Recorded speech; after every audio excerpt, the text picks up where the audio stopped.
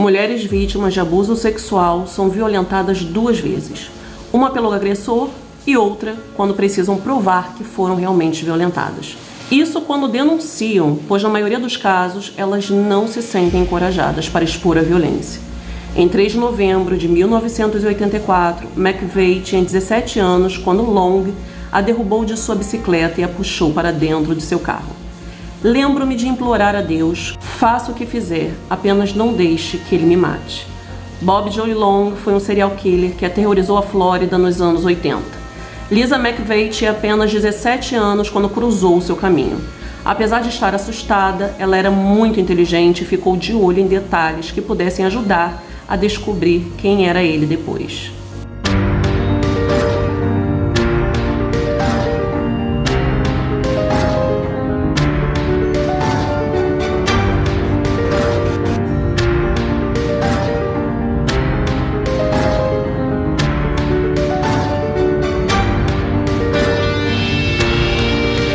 Sejam bem-vindos ao nosso canal Serial Crimes. Eu sou Daniele Vendramini, para você que não me conhece.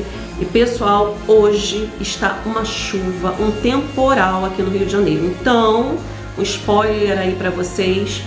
Deve ter aí o sonzinho de trovões, chuvas, enfim, aqui por trás da música de fundo. Então não se assustem, se vocês ouvirem qualquer som de trovão, é porque está uma tempestade aqui no Rio de Janeiro. E hoje eu vim narrar um caso que de tão intenso se tornou um filme chamado Acredite em Mim, a história de Lisa McVeigh. E eu não cheguei a ver esse filme, mas depois de pesquisar sobre o caso, eu vou procurar hoje mesmo, pois essa história prende de verdade.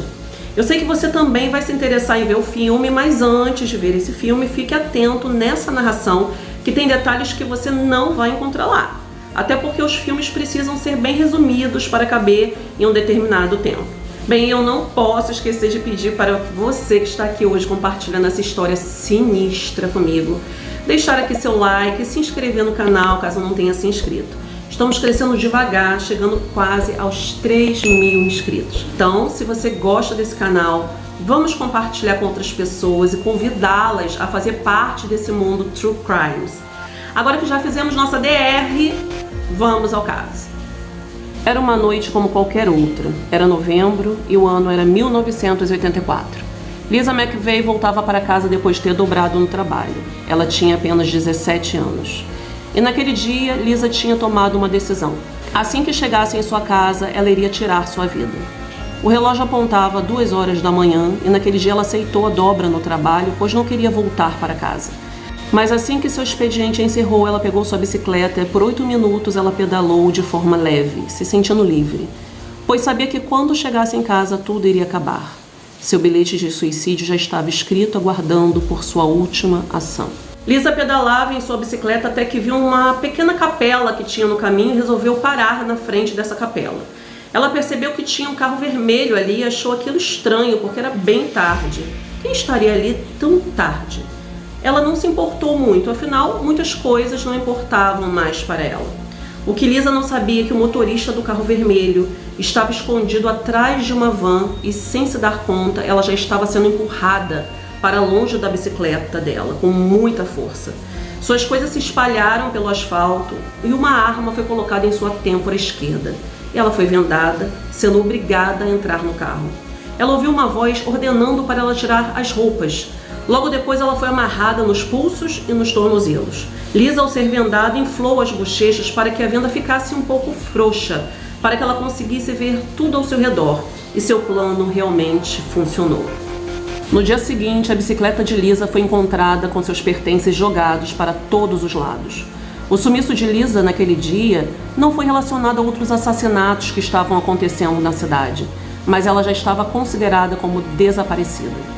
Lisa estava presa com um homem misterioso. Ela estava com muito medo com o que poderia acontecer com ela. Em um momento, o homem disse que se ela desse prazer para ele, ele não iria matá-la. Aquilo era um gatilho na mente de Lisa, que passava por abusos constantes em casa. O namorado de sua avó costumava segurar uma arma contra sua cabeça enquanto ele abusava dela. Já fazia 3 anos que isso acontecia e aquilo já estava fazendo a menina chegar ao seu limite. Lisa vivia uma vida muito infeliz. Desde criança morava em uma casa suja e cheia de baratas. Ela nasceu em uma família pobre e sua mãe era alcoólatra e usava drogas ilícitas constantemente. Tanto a mãe quanto os namorados dela abusavam de Lisa e de seus irmãos. A assistência social então tirou ela e os irmãos da convivência com a mãe e eles ficaram mudando de casa adotiva constantemente. Em uma das casas, eles foram trancados em um porão escuro durante todo o período em que os tutores estavam trabalhando fora.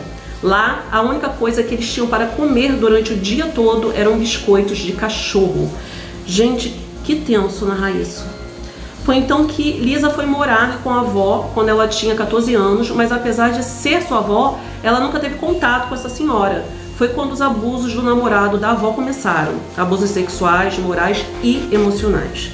Ele chegava a dizer que queria ter um filho com ela e começou a chamá-la de Lisa Rose, como Rose era seu sobrenome e ele obrigava a chamá-lo de pai em público.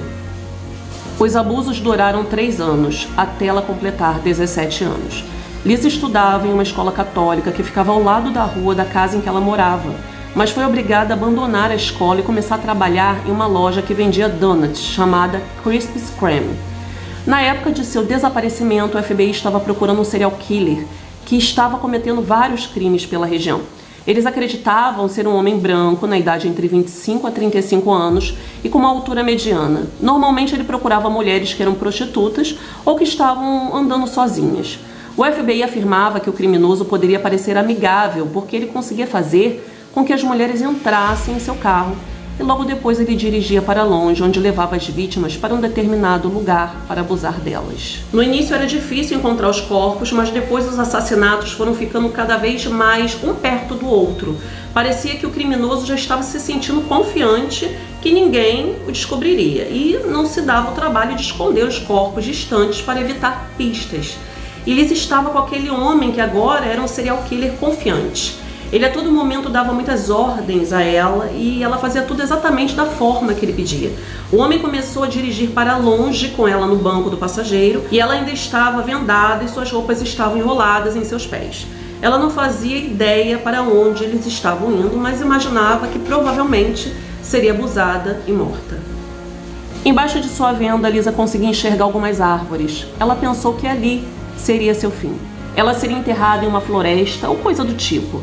Ela sentiu o carro parar. Foi quando o homem pediu para que ela vestisse suas roupas. Ele removeu suas amarras dos pulsos e tornozelos, mas ordenou que não tirasse a venda. Ao sair do carro e entrar em um local, Lisa conseguia ver pela venda vários detalhes. Ela gravou em sua mente todas as ordens e direções dadas. Ela tentava se atentar a tudo. A escada que subiam, os locais que viravam, até mesmo detalhes de dentro do carro ela percebeu, como um carpete vermelho que estava no chão. Os bancos de couro. Além do carro parecer estar apresentando defeito, porque ele fazia um barulho que não parecia normal. Quando ela entrou no local que parecia um apartamento, ele a jogou em cima da cama e ela sentiu o cheiro de pintura nova. Parecia que o apartamento havia sido pintado recentemente. Ela também conseguiu ver alguns detalhes do apartamento, como o piso verde. O homem amarrou na cama e abusou da menina de todas as formas possíveis. Ela dizia a ele a todo momento que ele estava machucando, mas ele gritava pedindo para que ela ficasse quieta.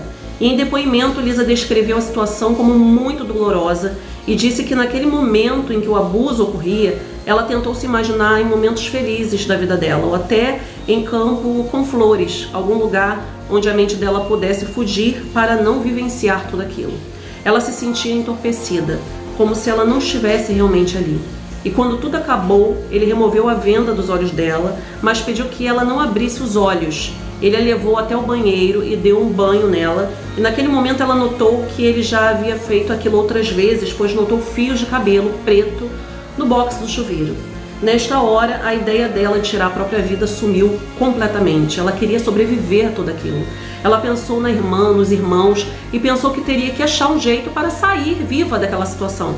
E depois do banho, ela voltou para a cama e continuou sendo abusada várias vezes.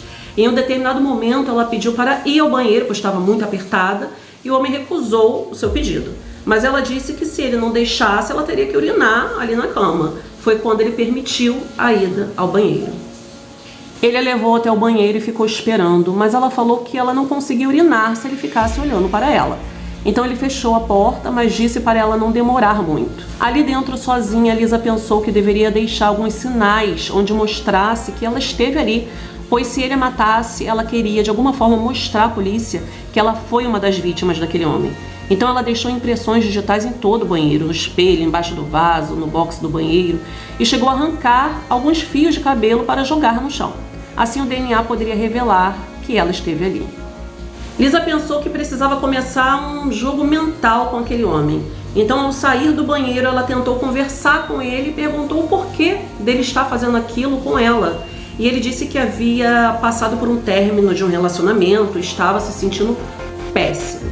Então ele decidiu que iria se vingar de todas as mulheres. No decorrer da conversa, Lisa falou que tinha um pai em casa que estava muito doente e ela era a única pessoa que cuidava dele. E se ela não voltasse para casa, ele iria morrer. Ela também disse que seu pai era seu único parente vivo. Aquela conversa parecia estar fazendo efeito. Ele parecia estar se compadecendo da triste história daquela menina. Ele estava mais amigável com ela. Mas um momento ele pegou a arma e passou pelo abdômen de Lisa, só para lembrar quem estava no comando. Os dois então se sentaram à mesa para comer, mas ela começou a achar que a comida pudesse estar envenenada e não comeu. Ele não percebeu sua ação e depois da refeição eles começaram a assistir aos noticiários e viram notícia do desaparecimento de Lisa. Lisa estava vendada, mas ouvia tudo. Foi quando ela começou a chorar, irritando a seu sequestrador. Ele apontou a arma para ela de novo, mandou ela calar a boca e ela acabou sentindo que sua estratégia de manipulá-lo estava retrocedendo. Mas ao mesmo tempo que estava desanimada, se sentia feliz pelas pessoas estarem procurando por ela. Com isso, ela tentou se acalmar e continuar com seu plano. Ela dizia a ele que poderia ser sua namorada e que eles não precisavam contar para ninguém como tinham se conhecido. Ela disse que ele parecia um cara legal, que só precisava de alguém ao seu lado e que se ele a deixasse voltar para cuidar de seu pai, encontrar alguém para cuidar dele, ela voltaria para que os dois começassem um namoro. Um namoro como ele realmente queria que o fizesse feliz. Diferente do último relacionamento. Aquele jogo de manipulação continuava. Lisa se mantinha fria diante do perigo. Ela precisava manter o controle da situação, mas sempre mostrando que o respeitava. Lisa sabia que qualquer erro nesse jogo poderia custar sua vida. Apesar de ouvir a menina, ele dizia que não podia aceitar libertá-la ou ficar com ela. Foi quando Lisa passou suas mãos pelo rosto dele, lembrando que ela ainda estava vendada, e quando ela passou as mãos, ela percebeu que ele tinha um nariz pequeno, as orelhas pequenas, um bigode fino e sentiu a quantidade de barba em seu rosto. Com isso, ela foi memorizando cada característica dele, porque se ela saísse viva dali, ela saberia descrever seu sequestrador. Ele não desconfiou de nada e disse para ela dormir, pois aquilo iria acabar logo. Aquela frase fez com que ela acreditasse que logo ela morreria. Por volta das 3h30 da manhã, o homem acordou Lisa e foi levando ela em direção ao carro. No caminho dentro do carro, ela via pelas vendas luzes piscando e percebeu que ela estava em uma rodovia, porque o som também havia mudado. Ela viu 2 hotéis e percebeu que ele estava seguindo para o oeste. Ela também percebeu que dentro do carro tinha uma luz prateada muito forte com a palavra Magnum, que talvez fosse alguma marca, mas que seria importante lembrar. Ele então parou em um estacionamento que estava vazio. Nesse estacionamento tinha uma grande árvore de carvalho, então ele pediu para ela sair do carro ainda vendada. Ele falou para ela esperar 5 minutos. Naquele momento ela já sentia que algo muito ruim aconteceria com ela. Ela chegou a pensar em correr, mas achou que ele poderia matá-la. Ela tinha certeza que ele estava observando e apontando uma arma para ela. Ou será que ele estava no carro pronto para atropelá-la? O pânico tomou conta dela e ela removeu a venda. E assim que ela removeu a venda dos olhos, a primeira coisa que ela viu foi aquela árvore de carvalho. E Lisa caiu de joelhos no chão e começou a chorar. O carro de seu sequestrador não estava mais ali. E ela simplesmente correu para bem longe daquele local. Ela correu até uma delegacia e lá contou para os detetives tudo o que ela tinha visto e tudo o que tinha acontecido com ela. Mas ela falava tudo com muita frieza. Não parecia uma vítima que tinha acabado de passar por todo aquele trauma que ela dizia. Como com um trauma daqueles, ela poderia contar detalhes de forma tão calma. Os detetives começaram a desconfiar de sua história e pensaram que aquela menina não poderia ser uma vítima do serial killer que estavam procurando, afinal ela não era uma prostituta. Lisa ficava cada vez mais irritada com a postura dos policiais. Ela tinha acabado de passar pelo maior trauma de sua vida e os policiais simplesmente não acreditavam em suas palavras. Os policiais encontravam vários corpos de mulheres a cada 2 semanas e Lisa sabia que aquilo precisava parar. Ela precisava fazer algo ou mais mulheres morreriam nas mãos daquele homem. Foi então que um policial chamado Larry Pickerton foi chamado para conversar com Lisa e ao sentar em frente a Lisa, o policial tirou uma foto de sua carteira e mostrou para ela, dizendo que ele tinha uma filha da mesma idade que ela e faria tudo para protegê-la, assim como faria de tudo para proteger Lisa. Foi quando Lisa começou a chorar de alívio. Ela finalmente seria ouvida, alguém finalmente estava disposto a acreditar nela. Ela começou a descrever o rosto do sequestrador, seu bigode fino, suas mãos pequenas, as marcas no rosto, as orelhas pequenas. O policial Larry nunca tinha visto uma vítima de um crime tão violento se lembrar de tantos detalhes. Ele parecia acreditar em tudo que Lisa dizia. Mas o que realmente solucionou o caso foi quando a polícia mandou as roupas de Lisa para análise no laboratório e lá foi constatado fibras vermelhas e essas fibras vinham do carpete vermelho que estava dentro do carro do sequestrador. Essas fibras tinham sido encontradas nas roupas das outras vítimas. A polícia sabia que era o mesmo criminoso. Lisa recebeu algumas fotos para reconhecer seu sequestrador e ela rapidamente apontou quem era o homem. A polícia rapidamente tentou localizar o carro e encontraram um homem dentro do carro. E ele foi algemado e preso. O homem se chamava Robert Joseph Long e foi acusado por 9 assassinatos durante o período de 8 meses. Os corpos das vítimas sempre eram encontrados já em estado de decomposição após vários dias de suas mortes. E no dia 23 de abril de 2019, o governador da Flórida assinou a sentença de morte de Robert. Todos os recursos que ele tentou para abrandar a pena foram rejeitados e ele foi executado por injeção letal no dia 23 de maio de 2019. Ele foi declarado morto às 6h55 da manhã e ele não deu uma última declaração. Lisa nunca se colocou no papel de vítima e agradecia a Robert por ela ter sido sua vítima, pois através dela ele foi pego. Talvez se a vítima fosse outra, os crimes poderiam ter continuado. Ela trabalhou durante anos como xerife, prometendo que nenhuma outra criança se machucaria enquanto estivesse sob o olhar dela.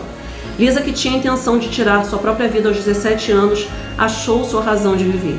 Ela viveria para ajudar vítimas de crimes cruéis, iguais ao que ela havia passado. E esse foi o nosso caso de hoje aqui no canal Serial Crimes. Como em muitas situações onde a vítima precisa provar que foi realmente uma vítima. Imagine o quanto é difícil você passar por uma situação onde não sabe se sairá viva e ninguém acreditar em você. Cada pessoa reage de um jeito e Lisa, por não reagir com desespero, foi tratada como mentirosa. Quem sabe até como uma mulher histérica que só queria chamar a atenção. Não que não existam pessoas que mentem e os policiais devem lidar com vários casos como esse. Mas o fato de termos que provar um crime que vivenciamos é terrível e não muda. Já me despeço aqui deixando marcado o nosso próximo encontro na próxima sexta, ok? Uma ótima semana a todos vocês.